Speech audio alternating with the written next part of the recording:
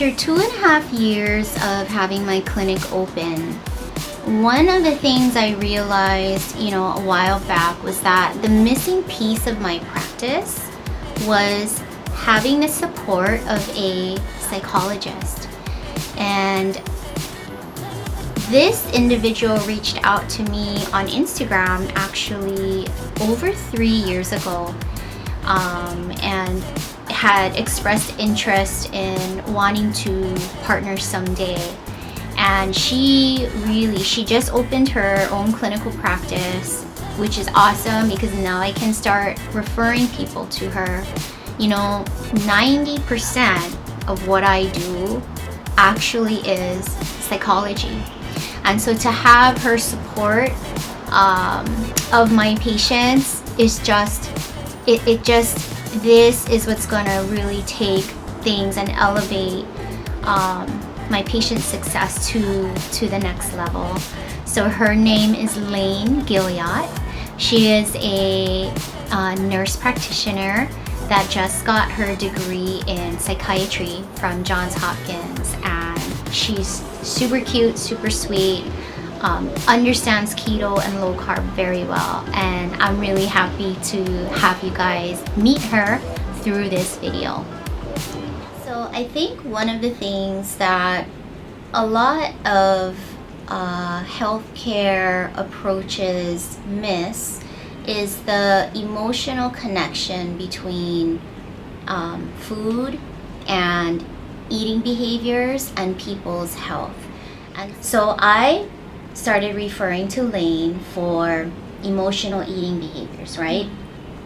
I ask people, are you aware if you stress eat, mad eat, sad eat, reward eating, bored eating? That's me. I'm a bored eater. I'm never bored. The minute I'm bored, I'm looking for snacks. Right. You know what I'm saying? TV eating. What are all of these food habits that you have? Does your mom or dad or your grandmother use food as a love language? Right? That's so common, I think, in many cultures. Or, people use food to soothe a lot of pain, very deep pain, trauma, unhappiness as well. So that's when I start talking to them about, hey, I know someone and she's very sweet. You'll really like her. But on your end, what do you refer people to me for? Yeah. So I think that nutrition is lacking today in psychiatric care. Yeah. And it's so important, right? Because how can we expect a different output if we're just getting bad food as input, right? So, but unfortunately, with the system and how it operates, we don't get taught about nutrition. As nurse practitioners, doctors don't get taught. No. And we don't really have the time to go into extensively, like, here's what you should eat and here's why. Because if people don't understand why, then most likely they won't follow through with doing it, right? Right. And like you said, it's a process, right? Yes. So awareness is the first step. If you know why you're eating, am I sad? Am I stressed? Am I angry? If you know why, that's the first step, is being aware, being mindful. Yeah. So the reason why I refer people to you is for them to get the knowledge of, like, here's what you should be eating and here's why. Yeah. So, and I think too, in my training for low carb to become an accredited provider, they do talk to us a lot about how sugar exacerbates the symptoms of depression, the symptoms of anxiety, the symptoms of ADHD, and God knows what else, right? And what has been the Western medicine approach to these conditions is Prozac, Zoloft, Xanax, Valium, Ritalin, Adderall, all of these meds that you and I both know everyone is on, and Wellbutrin, like stacked medications, which we know have so many side effects. Yep. Yet, no one is talking to them about food. Yeah. And so what I love about you is a long time ago, you made that connection, right? And you had reached out to me about just being aware of that and how someday we could work together to really help patients. Yeah. So, let's kind of walk through this. So I have someone that comes to me, and the people that come to me, they're ready for a change.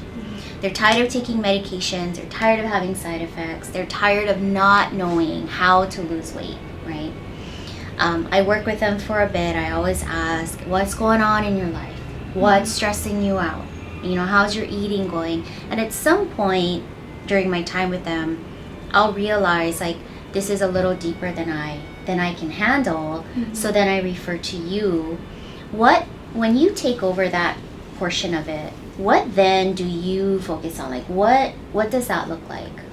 Yeah, and that's a great question because I feel like some people aren't even aware of why. Yeah.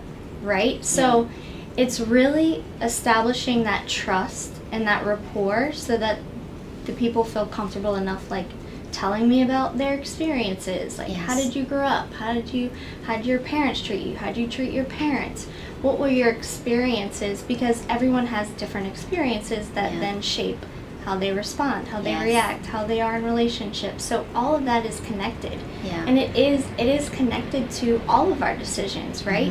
Numbing with food, specifically talking about dopamine. Dopamine is responsible for the pleasure in our brain, right? So like social media, we numb with social media because we get dopamine hits with likes and comments and things like that. So it's important to be aware in the moment, and part of that is just knowing where you come from and knowing how your experiences have then shaped you into how you react today. And so I think that it's a process. It doesn't happen overnight. No. And that's the thing with fad diets or juice cleanses. I mean, none of that is sustainable, and the reason is because you're not getting at the source. No. You're not addressing what is really the problem. Right. So that's my goal, is let's look inwardly and let's try to figure out like where is that pain coming from, and let's talk about it and let's process it and let's try to heal that. And part of that is making the decisions to eat better, to having that self-love. You mentioned food as a love language culturally. Yes. But also it can be a love language to ourselves. Right. If we understand how its effects and how it can benefit our well-being. Well, so, one of the approaches, you talked about establishing trust, and that's so important. And one of the approaches that I use constantly with my patients is I'll always make fun of myself first. Right? Because that, one, you have to be very relatable.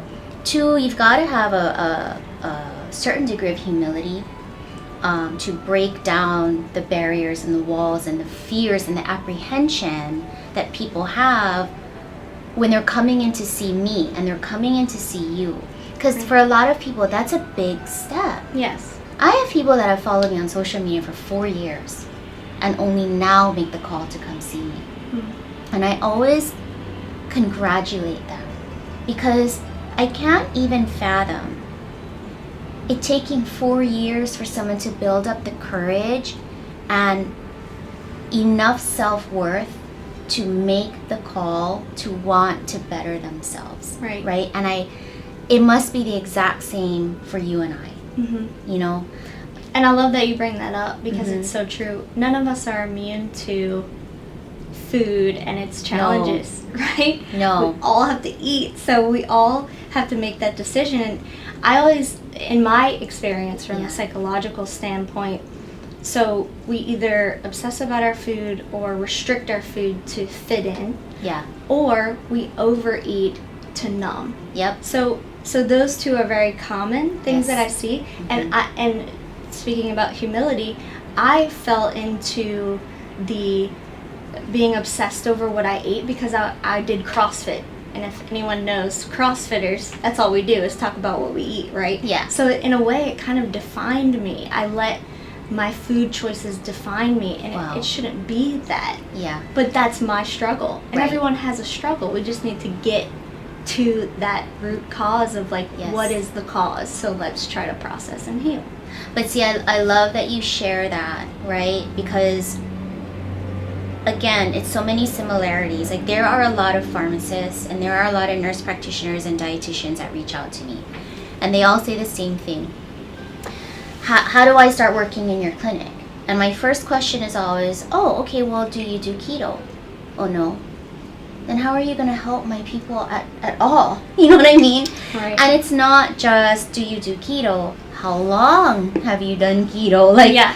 you got to understand what anything and everything that the people that you're helping might go through Yes. along the way to be truly empathetic and to truly, you know, it's just so interesting. And, you know, like, I used to eat ice cream every night. We all have food addictions. Every single one of us has some degree of processed food addiction. That is a very well-established medical fact. And every night after dinner, that was how I would reward myself. Right. And I would have this conversation in my head. I work hard. I'm a single mom. I take care of my kids. I bring home I deserve this ice cream every night. Right. And if one of the kids ate my ice cream, oh man, all hell would break loose in my house. I was, where's my ice cream? Yeah. Like a crazy person. And Yeah. it's a real addiction. It is. So you work with people on identifying the root cause, sometimes the very deep pain. Would you mind sharing, like, what are some of the main things that will surface? Is it childhood trauma? Like, what is it? Yeah, I think it is a lot of and trauma. I think is thrown around a lot these days in the media. There are big traumas. There are Right. like witnessing like people near death experiences. First responders see that a lot. Yeah. And then there's little traumas, which Yep. I think is a lot of what we deal with. Right? It's just how we're treated by the people that we love, that love us. Yeah. I'll speak personally. Sure. I feel like I had a lot of pressure to perform academically. So that was something that I kind of struggled with. It was like, failure's not an option. I do this and I put on a smile, and we don't talk about feelings here, you know? So are you Asian? I'm just joking. So you had a lot of trauma along the way about you can't fail. Yeah, it was perform. almost like I put on this mask of perfectionism, and anything less is not good enough. Ooh, I know that very well. Right? Yeah. And I think deep down, a lot of us struggle. Like, somewhere we have this replay of telling ourselves, you're not enough, you're not good enough, you don't know enough, you're not smart enough, and we get trapped in this, and it has to be a daily commitment to ourselves to reprogram that. No. And that's where cognitive behavioral therapy comes in. Everyone should have a therapist, in my opinion. Oh. We have to. 1,000,000%. Yes. Yeah. And can we just talk about that a little bit more? Because, you know, in the Hawaiian culture, okay, they tell a story, okay, and the story is that when every child is born, they're born and they have a bowl of light, okay, and it's a bowl of light, and over the course of their lifetime, other people and situations put rocks in your bowl. And one at a time, these rocks get put in your bowl until all of your light is dimmed. Okay? And the bowl is heavy. And at some point in time, and not everyone gets here, you have an awakening and you have an epiphany and you realize that, you know what? Where did my light go? And then now you've got to do all this work to one at a time remove the rocks from the bowl that were placed throughout your life, you know. And I do so much of that with my patients. You do this every day with your patients, and that's why I think what we do is so synergistic. And when you and I can combine our forces and help people, I think it's going to be so powerful. It's true healing. It really is. It's collaborative care, which is Yeah. what we should be aiming Which we should all be doing, Yes. but doesn't happen in healthcare. No. Anyway, yeah. I just want to thank you for being you're a disruptor. Do you realize that? I'm a disruptor. I like it. You're a disruptor for the benefit Yeah. of the greater good Mm. and society. You've made the connections between food and emotional health. You reached out to me proactively. You tried keto. You know, you limit your carbs. And for that, I truly believe, and you don't just say it, Lane, you actually do it. Right? A lot of people give lip service. You can't understand it if you're not going through it yourself and you're not doing it. Right. So, I don't know. I just want to say that you're a huge blessing to my practice and to the people of Hawaii. And so that's why I'm having you on my show like this. Thank you so much. I really appreciate it. No. I just love what you're doing. I love what you're doing. So we will have Lane on future episodes as well, as she and I kind of talk further and figure out what topics really are good discussion points to help people and encourage people along the way, because we are all going through this. Yeah, we've all had stuff happen and we all struggle. So yeah. Awesome. Yay. Yeah. And it's good for you guys to see and meet. Like, I think when people are like, oh, what? I have to see a psychologist. It's scary. It's like this big scary thing. It's scary. Yeah, she's not. She's I'm a not super scary. Nice, normal person, you know? That's very I don't know how normal I am, but I'm approachable. I guess none of us are normal. None of us are normal. But anyway, yeah. So, anyway, stay tuned, you guys, and be hopeful. Yeah, be hopeful. Let's talk about fruit. So fruit is in our U.S. dietary guidelines and is one of those food groups that we've been told is extremely important for health. But is that actually true? So fruit sugar is called fructose and actually does the same thing in your body that sugar does, but sometimes worse, especially when it comes to organs like the liver. So what we recommend is that you stick to smaller portions, like less than 1 cup, of the lower sugar fruits such as berries. Just to show you, 1 papaya turns into this amount of sugar in your body, and 1 mango turns into this amount of sugar in your body.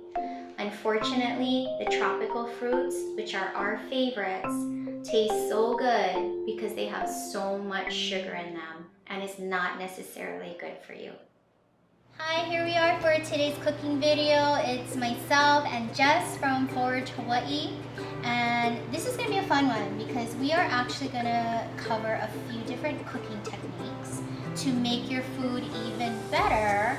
But it's like cooking basics that I think a lot of people really don't talk about.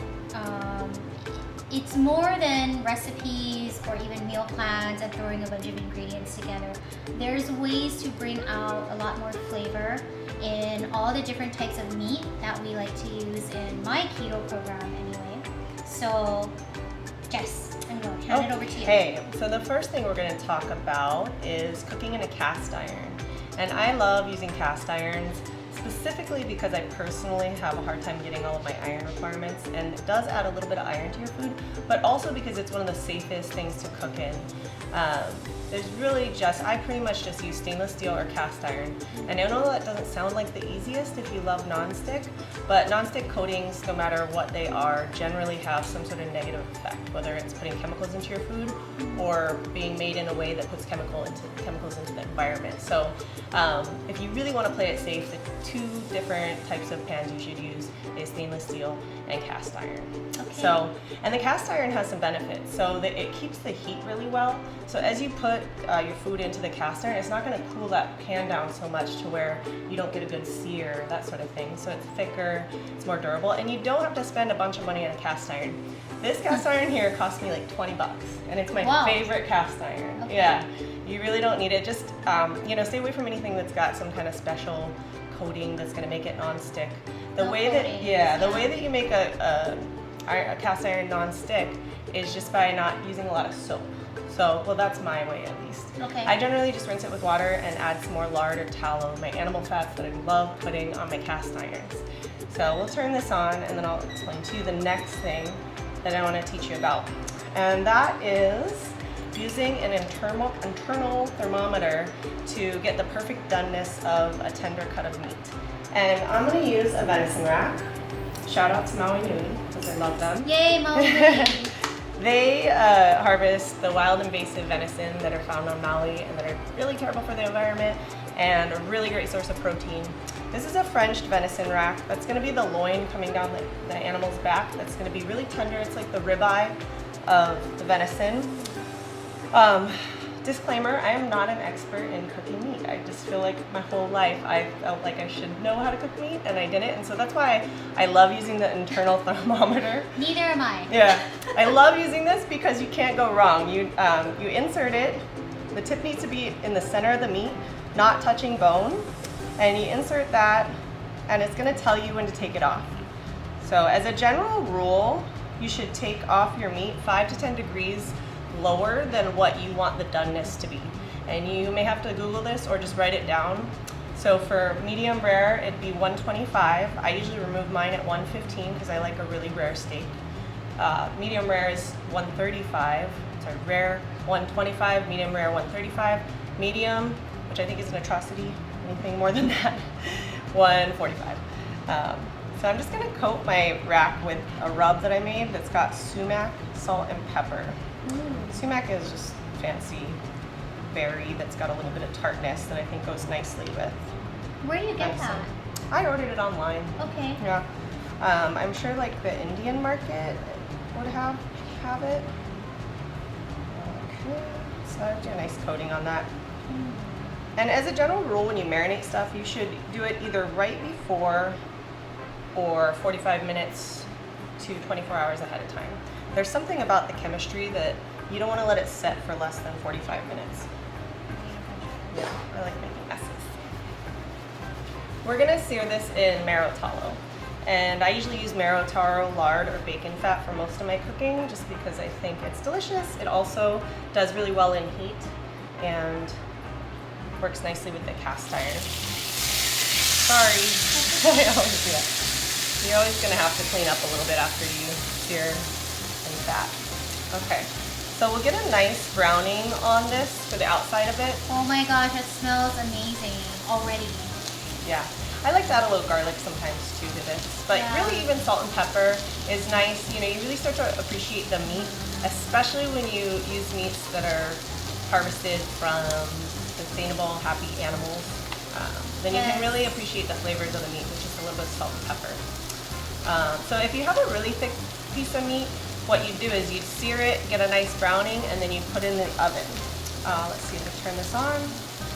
We'll see, it's got the temperature. You can also set it to give you an alarm on this one specifically, Okay. to tell you when it's done. I have an old school one, you guys. I guess you just pop it in there and it'll like move to the... Yeah. Should I go set the oven at a certain... Yeah, let's put the oven on 400 just in case we need to use it. With this cut, sometimes they're small enough that you don't need to do any extra cooking. But this one looks like it's thick enough that we might need to put it in the oven for an extra 5 to 10 minutes. Already getting a nice brown on that. The sumac burns a little, but it actually adds a lot of really awesome flavor. It smells really good. Yeah. So yeah, we will probably do a sear on this and then straight into the oven. Put it on right now, it's at 61 degrees because we did it is good always to let your meat rest at room temperature. Yeah, right. Like ultimately I'd actually want this to be a little bit warmer, maybe closer to 80. So usually what I do if I'm gonna season my meat ahead of time is I'll pull it out of the fridge, put it on a plate, and then season it, let it set for a few hours so At that room it temp. brings to room temp. Yeah. What happens if your meat is really cold and it gets to the heat, the muscles tense up. Yep. And then you're gonna have a less tender product. So that's an important tip, right? Is bring your meat out ahead of time, out of the fridge, let it get to room temp, and then start cooking. Yeah. Yeah. And it gives you a good amount of time to marinate it. Like I would have rather marinated this probably, but Right. you don't have to. Yeah. Okay. Let's put that So- in. Wait, perfect. Yeah. Okay, so we're ready to cut into our venison rack. We took it out at 115, and then we got busy making tartare and enjoying that, and it jumped all the way to 135 just from sitting in the cast iron. So that's where you really got to be careful, because I would rather have it at 125, which is like rare, but this technically should be medium rare. So let's cut into it and see. Yeah, and the venison tends to come out looking a little more done than it is, and then as it sits, you'll see the blood start to come out. So I'll set this on there. That looks good to me. Yeah. Yeah, I see how it's like now you start to see the bloods coming out. Every time I cut into a venison rack, I think, oh, it's looking a little overcooked. But usually then it kind of sits and you'll see. Maybe we go the other way around. No.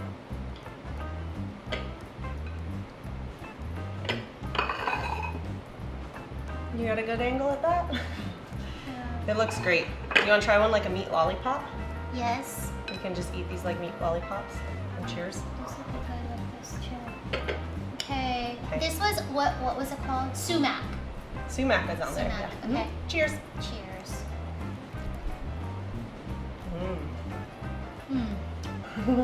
Oh my god. It's so tender too, huh? It's so tender.